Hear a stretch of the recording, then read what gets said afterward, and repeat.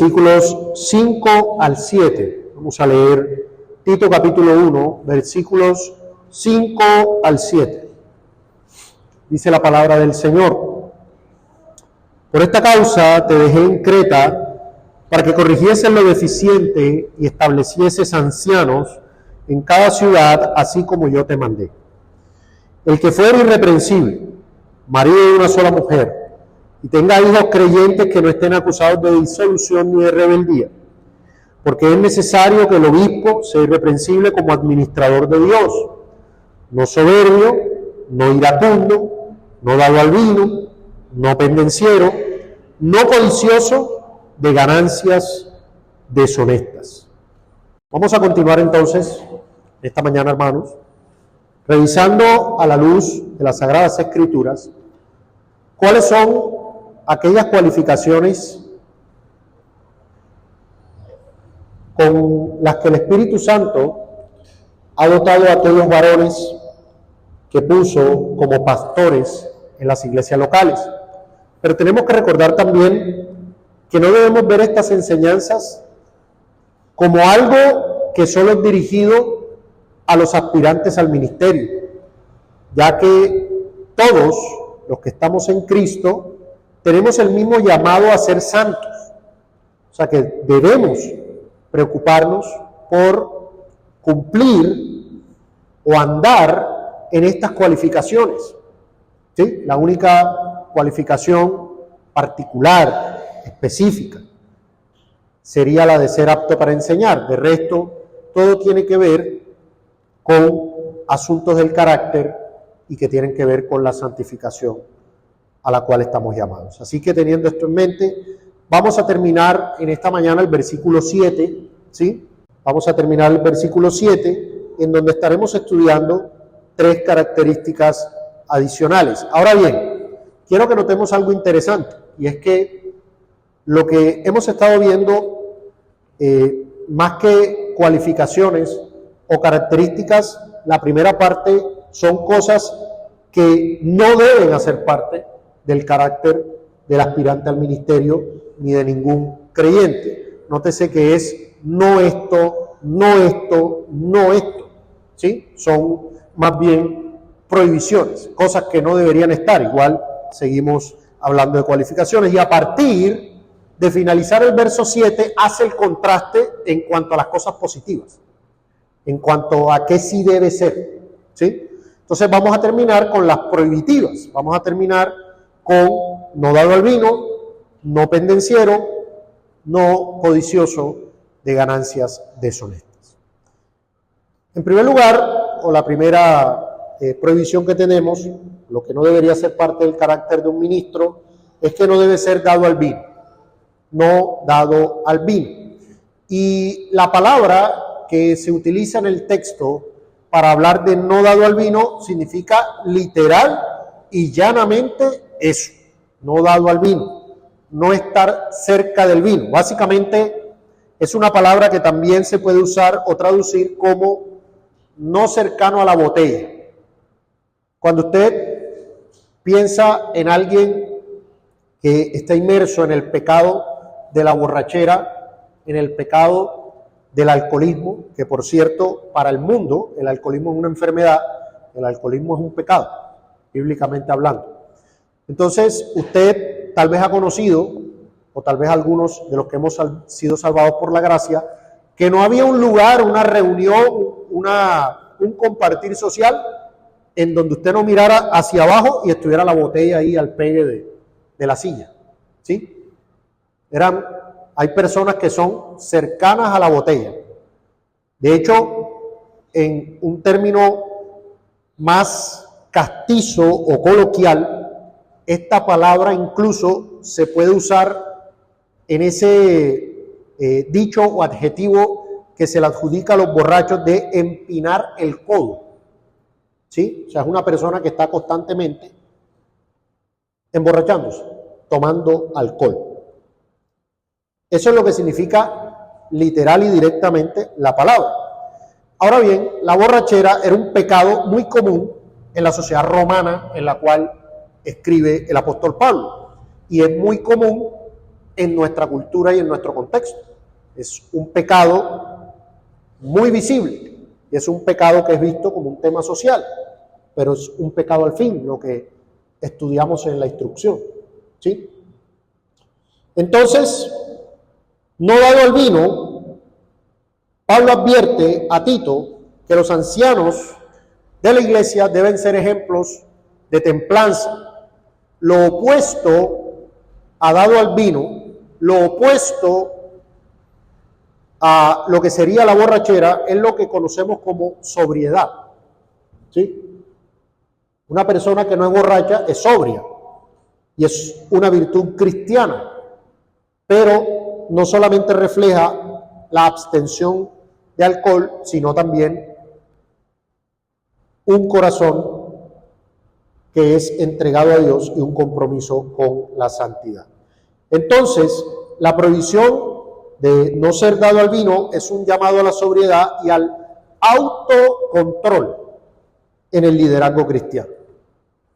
O sea que si nosotros nos vamos más profundo, podríamos llevar esta cualidad no solo referente al consumo de alcohol, sino extenderla a cualquier sustancia o hábito que pueda nublar el juicio, porque ese es el punto. ¿Por qué es pecado ser cercano al vino? Y alguno dirá, pero ahí no dice a la cerveza o ahí no dice otras cosas. No, a cualquier tipo de bebida embriagante y a cualquier tipo de cosa, hábito o sustancia que nuble el juicio. ¿Por qué un líder o pastor de una iglesia no puede estar inmerso en ninguna cosa que comprometa su juicio? Porque eso compromete su capacidad de tomar decisiones sabias y en última instancia le impide cumplir cabal y efectivamente sus responsabilidades en el ministerio. Vamos a entender esto mucho mejor al leer este texto de Proverbios en capítulo 31. Vamos a Proverbios capítulo 31 para entender muy claramente por qué un líder o pastor no puede estar inmerso ni en el alcohol, ni en ninguna otra sustancia, ni en ninguna otra cosa que le haga nublar su juicio. En Proverbios capítulo 31, versículo 4 al 5, notemos que aquí hay un título, sabemos que los títulos no son inspirados, pero aquí nos aclara que esta es una exhortación a un rey. Y un rey, pues, era una persona que estaba en posición de gobierno, en posición de autoridad. Así que es aplicable el principio. En Proverbios capítulo 31, verso 4 dice, no es de los reyes, oh Lemuel, no es de los reyes beber vino, ni de los príncipes la sidra. Es la misma exhortación que se está dando en Tito y que se da en 1 Timoteo, no dado el vino. ¿Pero por qué? Porque por su posición, lo que puede pasar si nubla el juicio es lo siguiente, versículo 5. No sea que bebiendo olviden la ley y perviertan el derecho de todos los afligidos. Hermanos, una persona que tiene el juicio nublado, bien sea por el alcohol, bien sea por cualquier otra sustancia, va a olvidarse y no va a tener la capacidad de aplicar correctamente la palabra de Dios para el pueblo de Dios. Y este es un mandato, hermanos, es un mandato bíblico a todo creyente. Lo encontramos en Efesios, capítulo 5. Es un llamado al creyente, dice en Efesios 5, verso 18, no os embriaguéis con vino, en lo cual hay disolución. Antes bien, sed llenos del Espíritu. Entonces quiero que notemos este contraste. ¿Qué contraste puede tener el vino o una sustancia alcohólica con el Espíritu Santo. En realidad, y lamentablemente, esto ha sido muy mal interpretado por una corriente carismática, y entonces lo que dicen es que las mismas sensaciones físicas que se tienen con el alcohol, pues se tienen cuando uno está lleno del Espíritu Santo. Y empiezan a actuar como si estuvieran borrachos y dicen que eso es el Espíritu Santo. Eso no tiene nada que ver, ¿sí? Lo que está hablando este texto es cuál es el efecto que causa el alcohol en una persona. Le hace perder el juicio, le hace tomar decisiones equivocadas, le hace no tener autocontrol. ¿Y qué es lo que hace el Espíritu Santo en la vida de un creyente? ¿Qué es lo que hace un creyente lleno del Espíritu Santo? Es guiado por el Señor, actúa con sobriedad, toma decisiones acertadas, tiene dominio propio, es todo lo contrario de un borracho. Entonces, si esto es un mandato a todo creyente, ¿cuánto más es un mandato para aquellos que aspiran al ministerio? Deben ser personas que tengan sobriedad, autocontrol, dominio propio, discernimiento, buen juicio. Un líder espiritual debe ser un ejemplo de templanza en todos los aspectos de su vida. Y si nos vamos más allá, hermanos, esto incluye otros aspectos. Cuando la iglesia analiza la vida de un aspirante al ministerio pastoral, este no puede ser un hombre, pero no toma alcohol. No está bien. Pero, ¿qué autocontrol tiene, por ejemplo, en el tema de la comida? Es una persona que no tiene ningún tipo de control, de moderación, es una persona desaforada en estas cosas, una persona que pierde el juicio cuando se trata de temas alimenticios. ¿Qué pasa con su uso de las redes sociales?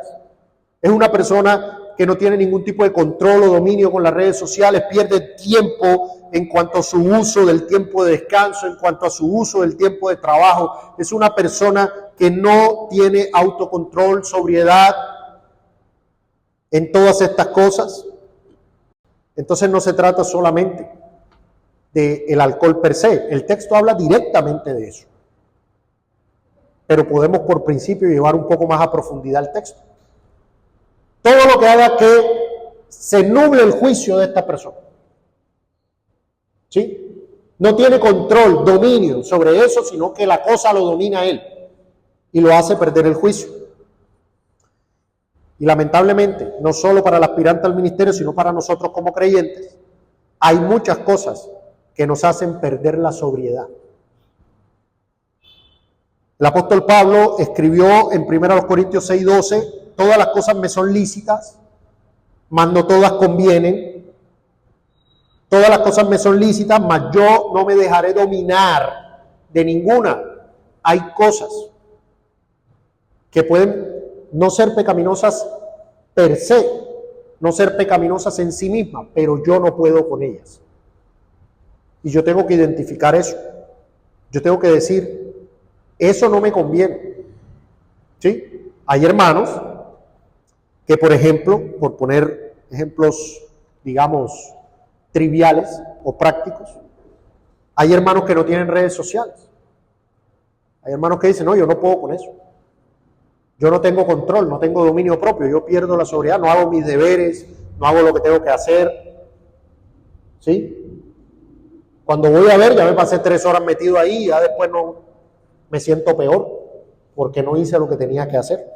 Hay hermanos que, por ejemplo, no ven series de televisión. No, yo no puedo ver series de televisión porque yo comienzo y no paro. ¿Sí? Eso me atrapa, yo no tengo dominio. Entonces, no es para que vean estos ejemplos como pecaminosos per se, es para simplemente ilustrar lo que estamos queriendo decir. Que puede que usted no tenga problemas con el licor. No, a mí eso ni me gustaba, eso me parecía que sabía feo. Listo, pero ¿y qué pasa con el autocontrol en la comida? Eso lo domina usted, está pensando todo el tiempo en cuál es la siguiente comida, en cuándo es el siguiente asado, en cuándo es la siguiente cuestión. Si usted vive y gira en torno a comer, ¿sí?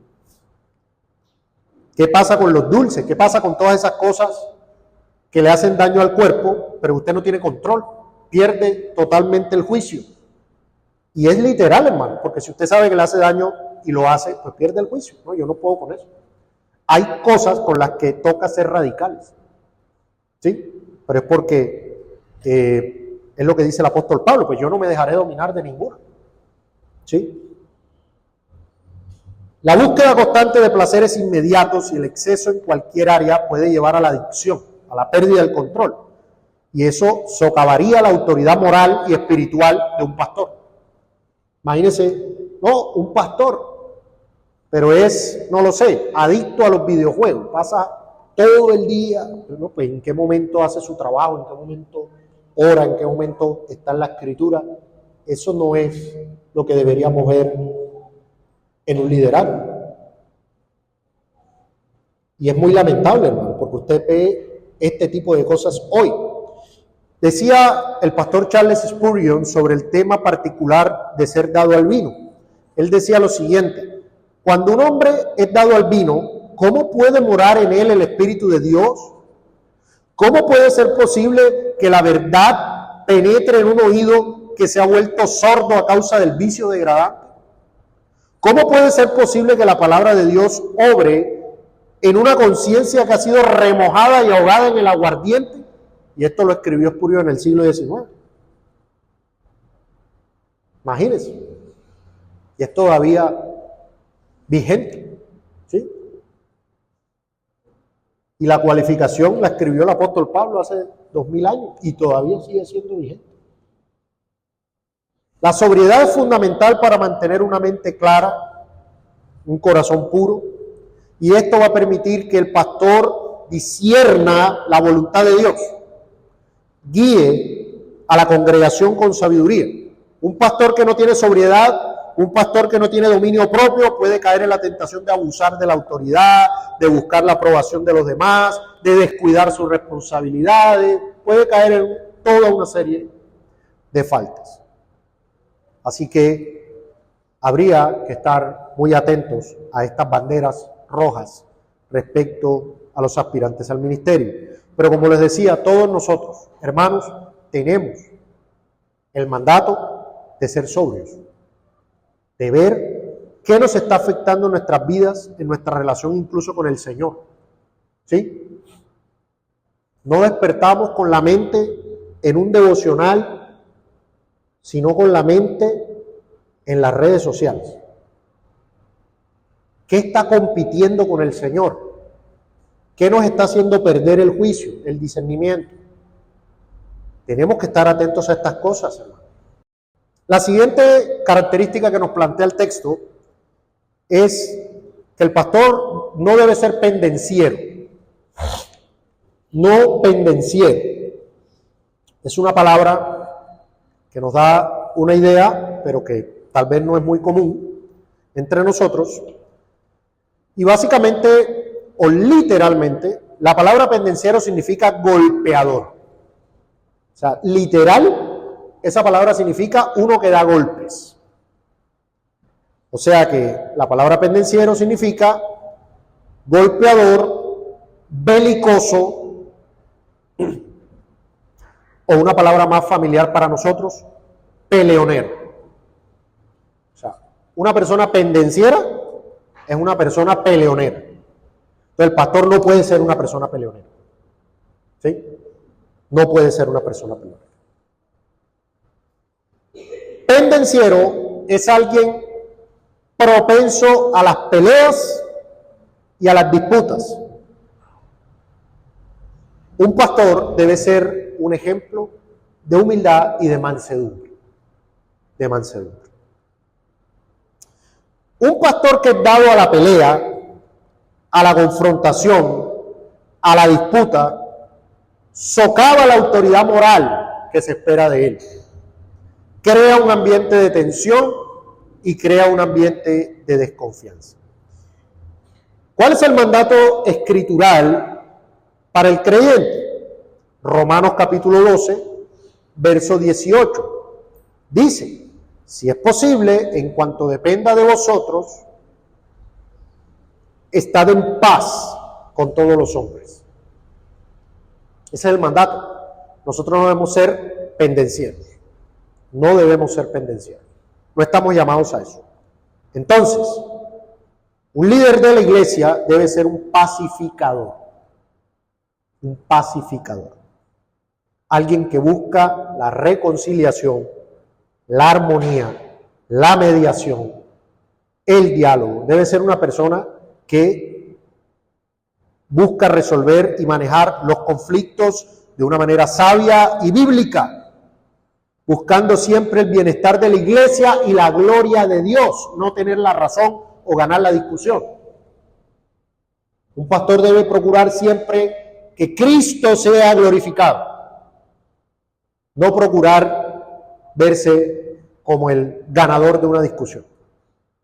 En general, como creyentes, no debemos ser pendencieros. Menos debemos ser pendencieros entre esposos. Si se supone que eso es una imagen de Cristo y la iglesia. Menos deberíamos ser pendencieros ahí. ¿Cómo se ve alguien pendenciero? Porque seguramente usted no esperaría encontrar lo que ve en el mundo en la iglesia. Entonces, bueno, aquí no se van a agarrar a golpe literal, ¿no? Aunque hemos oído pastores, ¿no? Ahí arrastrados y demás, y siguen siendo pastores. Hemos oído. Pero esperamos no encontrar eso. Pero entonces, ¿cómo se ve en la iglesia alguien pendenciero? En primer lugar, es una persona que constantemente está involucrada en conflicto con miembros de la iglesia. Tú tienes un miembro que tiene problema con uno, y luego con dos, y luego con tres. Ya ha tenido problemas con este. Y usted dice, no, pues, todos son el problema menos él. Una persona que constantemente está en conflicto, en pelea, en discusiones, en problemas, otra vez, hermano. Una persona pendenciera es una persona que divide la iglesia con sus palabras o con sus acciones. Le gusta la pelea. Puede ser la reunión de asamblea más calmada del mundo, y de ahí se forma una pelea. Y si no hay pelea, la forma el pendenciero. El pendenciero constantemente tiene un espíritu crítico y negativo hacia los demás. Él constantemente está señalando lo malo. Está señalando lo malo, está criticando, está diciendo, mira lo que hicieron, mira esto, mira lo otro, eso no estuvo bien. El pendenciero es una persona que siempre lleva la contraria. La iglesia dice A, él dice B. La iglesia dice blanco, él dice negro. La iglesia dice negro, él dice blanco. Siempre tiene un espíritu contrario. Y quiero que esto se entienda. Uno puede disentir en una reunión. Bíblicamente puede decir, en la iglesia, claro, que uno puede decir, no es que tenemos que estar todos de acuerdo en todo siempre, pero una persona que tiene un patrón, no hay reunión en donde él no esté de acuerdo, en donde él esté de acuerdo. No hay un momento en donde no lleve la contraria. Eso es una persona pendenciera. Él no se va a ir a los golpes literal, ¿no? Ahora, si esta persona es iracunda, pues ahí sí, agárrese, de lo pendenciero va a la ira, a alzar la voz, a salirse de la ropa, ¿sí? Cosas bien carnales pueden verse. Ahora, ¿qué es lo que dice el Señor? Mateo 5:9, bienaventurados los pacificadores. ¿Por qué? Porque ellos serán llamados hijos de Dios. A ser pacificador es una característica de un ciudadano del reino. Es una característica de un discípulo de Cristo. Ser un pacificador. ¿Sí? Ahora bien, un líder o pastor con características pendencieras generalmente busca imponer su voluntad. ¿Sí? Busca imponer su voluntad. Otra característica de un líder o pastor pendenciero es que él participa en disputas teológicas innecesarias. Él entra en discusiones de todo tipo a nivel doctrinal. Fábulas y genealogías interminables que no edifican, que no traen ningún tipo de edificación. Pero él ve una pelea, él compra la pelea, solo por ganar la discusión. ¿Qué hace esto? Daña las relaciones dentro de la iglesia, ¿sí? Y además daña la unidad y la paz de la iglesia. Trae discordia y trae división. Entonces, si estamos llamados a ser pacificadores, hermanos, no hay lugar para ser pendencieros, no hay lugar para ser golpeadores en la iglesia. Debemos estar muy atentos a estas cosas. La tercera característica que se menciona en el texto es que el pastor no debe ser codicioso de ganancias deshonestas. Aquí debemos concentrarnos, hermanos, porque este es un asunto que ha traído muchísima deshonra al nombre de nuestro Señor Jesús. Da pena ajena, hermanos, lo que ha pasado con las iglesias hoy por colocar hombres codiciosos en el liderazgo. De hecho, cuando hoy se habla de pastores, ¿qué es lo primero que se viene a la mente de los enemigos de la cruz? Son ladrones, van por el dinero. No es tan común que alguien diga, los pastores son borrachos, ¿cierto? ¿Tú qué opinas de los pastores? No, los pastores son borrachos, son dados al vino, o son peleoneros. Sí, los pastores son peleoneros. Eso no es muy común, pero que sí es muy común que digan las personas, son ladrones. Son ladrones, le roban a la gente, se quedan con el dinero de la gente. Entonces, ¿qué nos dice eso en la práctica? Que es una de las cualificaciones más desatendidas en la iglesia del Señor. No se le ha prestado atención a esto y hoy en día hay muchos codiciosos cuyo Dios es el vientre que están en los púlpitos de las iglesias. ¿Qué es una persona codiciosa de ganancias deshonestas? Bueno, lo primero que debemos tener presente es que esta es una construcción de varias palabras. No codicioso de ganancias deshonestas. Bueno, en primer lugar, la codicia es un pecado. Entonces, si dijera no codicioso, ya sería comprensible, o ya sería una cualificación. Un codicioso es distinto de un avaro en el siguiente sentido. El avaro quiere tener muchas posesiones, pero para gastarlas, ¿sí? Para malgastarlas. El avaro es esa persona que usted ve que manda la fiesta, que manda el paseo. Pero el codicioso es una persona que quiere dinero, pero para él, para no gastarlo, para verlo, para contemplarlo, como el hombre de los graneros, que ve los graneros llenos y dice, alma, mira, regocíjate, ¿sí? Él no quiere compartir nada con nadie, solo quiere tener todo para él. Usted no debe ser codicioso. ¿Pero de qué no debe ser codicioso? De ganancias deshonestas. De ganancias deshonestas. Obviamente, una ganancia deshonesta sería el contrario de una ganancia honesta. En este caso, estamos hablando simple y llanamente de hacer mercadería con la fe. Si una persona es codiciosa de ganancias deshonestas y está en el pastorado, en el liderazgo de una iglesia, ¿usted qué cree que va a hacer? ¿Usted qué piensa que va a hacer? Esta persona debe ser, o un pastor de una iglesia, debe ser desinteresada y debe buscar siempre el bien y el servicio a los hermanos. Un líder de la iglesia no debe ser motivado por el dinero o las posesiones materiales. No puede ser motivado por el dinero o las posesiones materiales. La codicia es un pecado, corrompe el corazón, lleva a la injusticia, pero el líder de la iglesia debe ser un ejemplo de integridad y honestidad.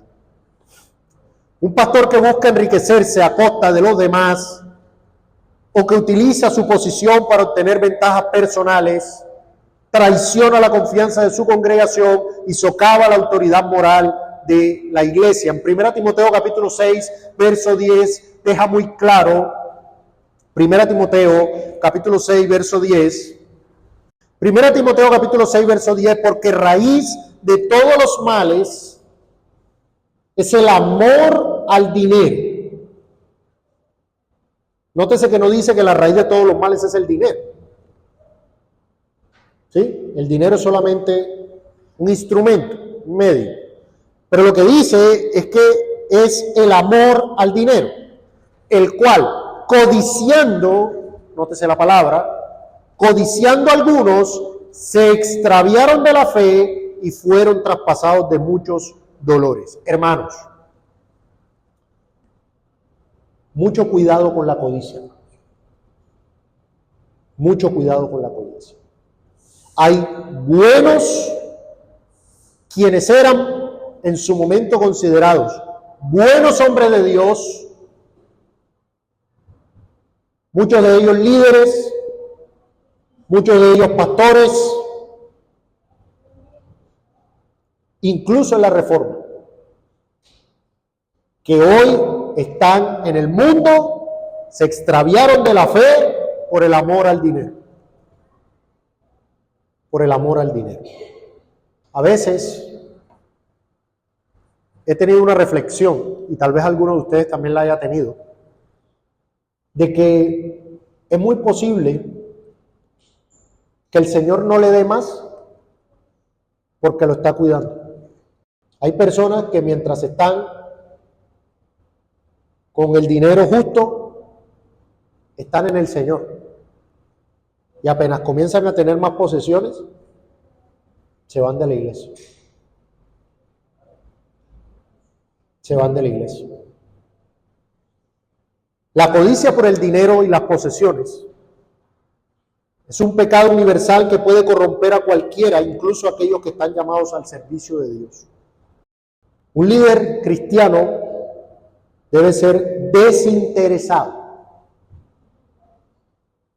Usted ve un hombre aspirando al ministerio que siempre está buscando el provecho, siempre está buscando sacar ganancia, siempre está buscando que le quede algo. ¿Sí? Una persona que siempre está pendiente de lo mínimo en cuanto al dinero. Esa persona que está la iglesia así en un compartir, se hace una vaca y esa persona está pendiente, pero ese no puso. Ese puso. Esas personas que están siempre pendientes de ese tipo de cosas. Siempre está pensando ¿qué hay para mí? Un aspirante al ministerio debe ser desinteresado. Debe ser generoso. Debe ser una persona que no está atenta o pendiente de lo material. Ahora, no es una persona que no trabaje, no es una persona que no haga lo que tenga que hacer, ¿sí? Pero no puede ser codicioso, porque es un pecado. Y esto se va a manifestar de diversas maneras. Hay pastores en las iglesias que manipulan las finanzas de la iglesia. Toman toda la ofrenda del Señor, que se paguen los mínimos gastos y todo lo demás para ellos. Colocan personas en el servicio de las finanzas que los complazcan en estas cosas.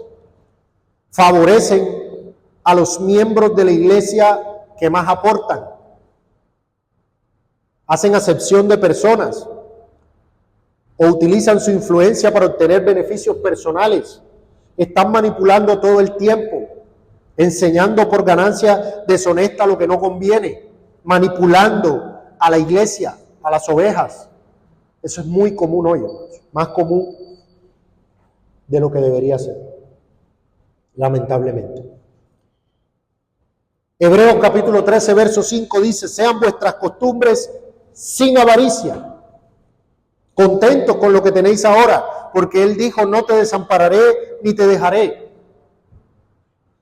Un pastor debe ser un ejemplo de honestidad, de transparencia en todas sus relaciones. Los fondos de la iglesia deben usarse para los fines que la Escritura dice que deben usarse. Incluso un pastor sabio y comprometido con la palabra del Señor rechazará cualquier regalo o donación que pueda comprometer su integridad. Tendrá incluso la sabiduría de hacer eso. Casos han visto. No, pastor, quiero hacerle una ofrenda, un carro. Pero ya después no puede disciplinar, no se le puede exhortar, no le puede hacer nada. No es sabio. No, eso es demasiado alto. Un pastor entenderá los momentos. Pero imagínese un hombre codicioso de ganancias deshonestas. Todo lo que venga y de donde venga. Todo lo que venga. No, pero eso compromete. Mire, hay iglesias, hermanos.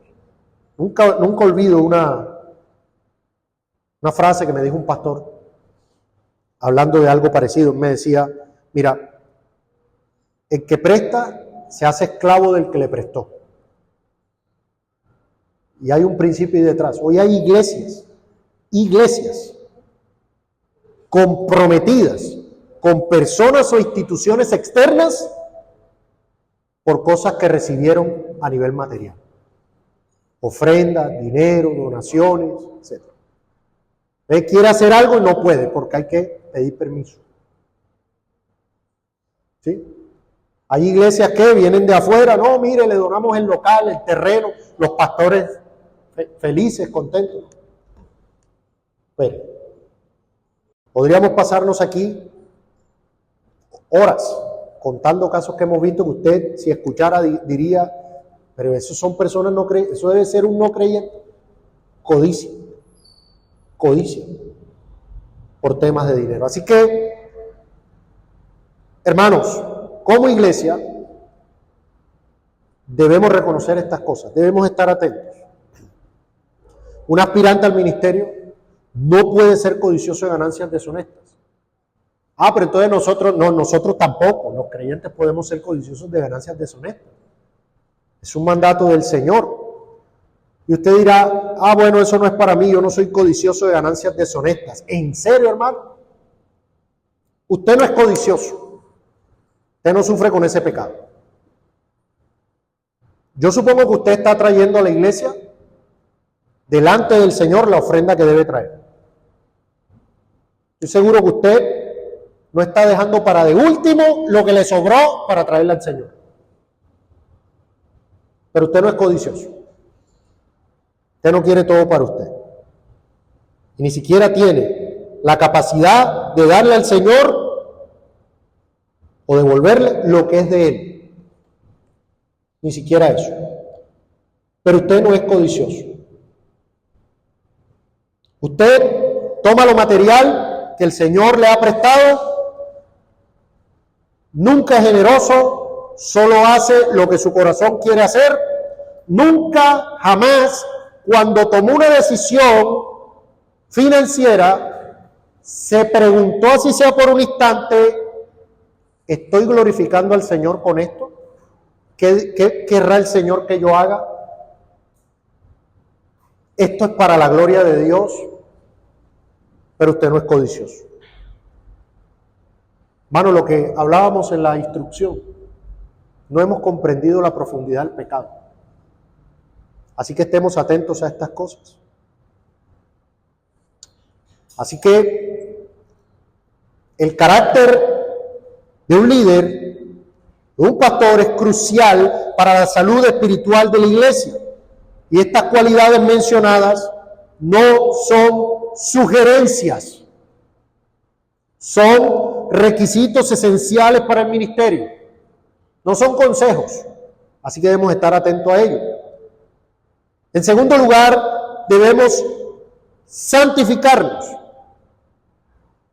porque si estamos viendo estas cualificaciones debemos decir, nosotros debemos hacer eso, debemos vivir así, ¿sí? No siendo esto, no siendo esto, no siendo esto. Pero aunque son cualidades esenciales, hermanos, debemos reconocer que solo podemos cultivar esto por la gracia de Dios.